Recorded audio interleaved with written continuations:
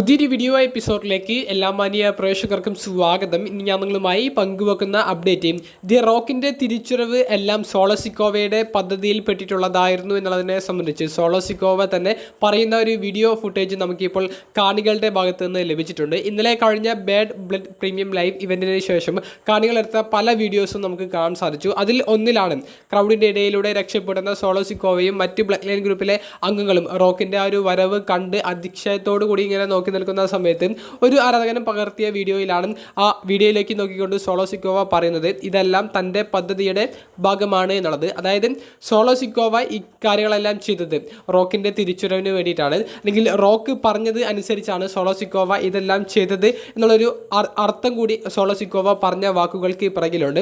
അപ്പോൾ ഇനി ക്രൗൺ ജുവലിൽ എന്തായാലും blood line versus blood line തമ്മിലുള്ള മത്സരം നടക്കാൻ സാധ്യതയില്ല.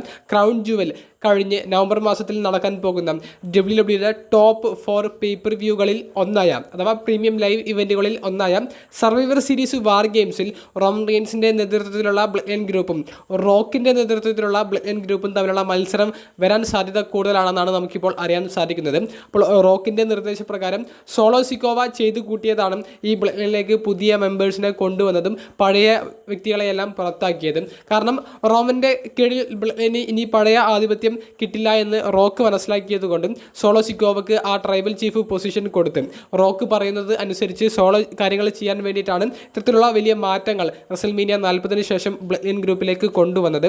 ആ സ്റ്റോറി ലൈനിലേക്ക് തന്നെയാണ് കാര്യങ്ങൾ പോകുന്നത്. അത് നമുക്ക് മനസ്സിലാക്കി തരുന്ന ഒരു വീഡിയോ ഫുട്ടേജും കൂടിയാണ് സോളോ സിക്കോവയുടെ ഭാഗത്ത് നിന്ന് ലഭിച്ചത്. ഇതാണ് നമുക്ക് ബ്ലഡ് ലൈൻ സ്റ്റോറി ലൈനെ സംബന്ധിച്ച് പുതുതായി പങ്കുവെക്കാനുള്ള അപ്ഡേറ്റ്. നിങ്ങളുടെ അഭിപ്രായങ്ങൾ കമൻറ്റ് ബോക്സിലൊന്ന് രേഖപ്പെടുത്തുക. അപ്പോൾ അടുത്തൊരു വീഡിയോയുമായി കാണുന്നത് വരെ ബൈ.